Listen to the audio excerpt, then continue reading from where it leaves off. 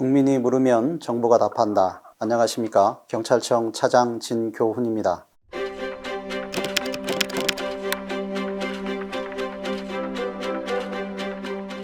오늘은 데이트 폭력으로 사망한 사건을 고발하신 청원에 답변 드립니다. 청원인께서는 피해자의 어머니로 자녀분이 교제 중인 남성으로부터 폭행을 당해 사망했다고 호소하시며 가해자에 대한 구속수사 등 엄정한 수사를 요청하셨습니다. 또한 연인관계에서 사회적 약자를 폭행하는 범죄에 대해 엄벌하는 데이트폭력 가중처벌법 신설을 촉구하셨습니다. 본 청원에는 53만 569명의 국민께서 동의해 주셨습니다. 답변에 앞서 이번 사건 피해자인 고인의 명복을 빕니다. 아울러 소중한 가족을 잃은 유가족 분들께도 깊은 위로와 애도의 뜻을 전합니다.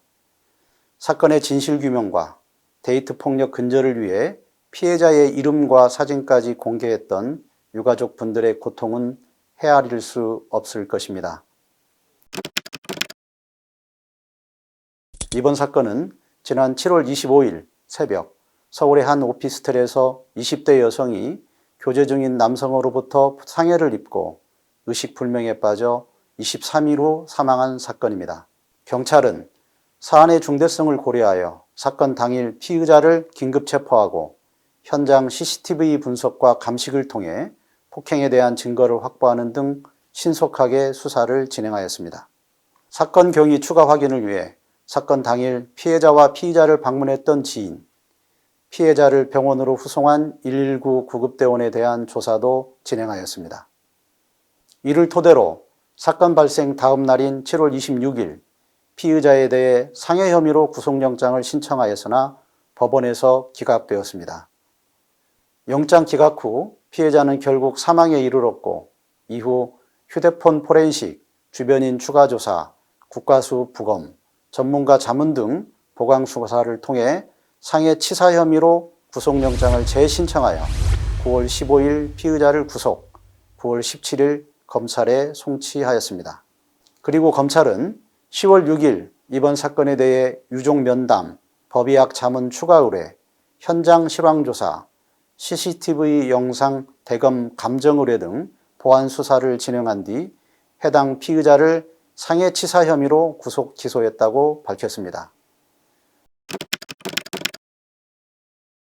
디지털 성범죄, 스토킹, 데이트 폭력 등은 최근 몇 년간 범죄의 심각성이 사회적으로 크게 부각되었고 때문에 우리 정부도 2017년부터 해당 범죄 등에 대한 대책을 적극적으로 논의해 오고 있습니다. 정부는 2018년 2월 관계 부처들이 함께 논의해 스토킹, 데이트 폭력 피해 방지 종합대책을 수립하였습니다. 그 결과 가정폭력, 성폭력 피해자 지원시설, 1366 긴급전화 등을 통해 데이트 폭력 피해자도 상담, 긴급보호, 무료 법률 지원 연계 등을 요청할 수 있도록 관련 제도를 개선했습니다. 또한 폭력 예방 교육을 확대하여 데이트 폭력 방지 및 인식 개선 노력도 병행하고 있습니다. 이와 함께 경찰 수사 과정에서 데이트 폭력 피해자 보호와 수사가 제대로 이루어질 수 있도록 전국 경찰서에 데이트 폭력 근절 TF를 편성해 관련 수사 지침 정비, 피해자 보호 조치 등을 진행하고 있습니다.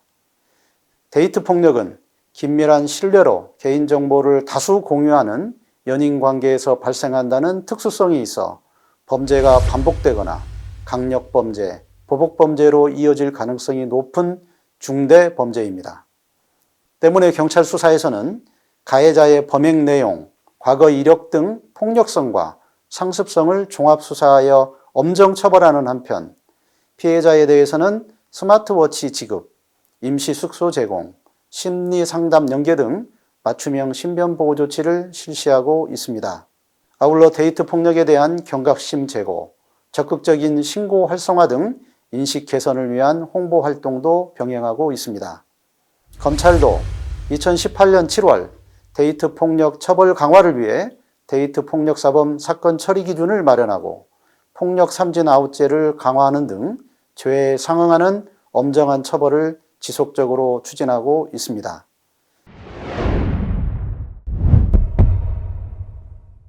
정부는 데이트 폭력 강력 처벌을 요구하는 국민의 목소리를 무겁게 듣고 있습니다.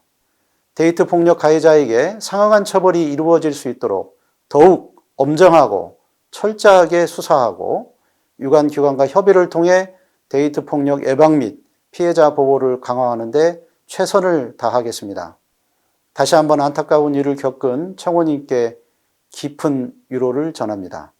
국민청원에 참여해 주신 국민 여러분께 감사드립니다. 고맙습니다.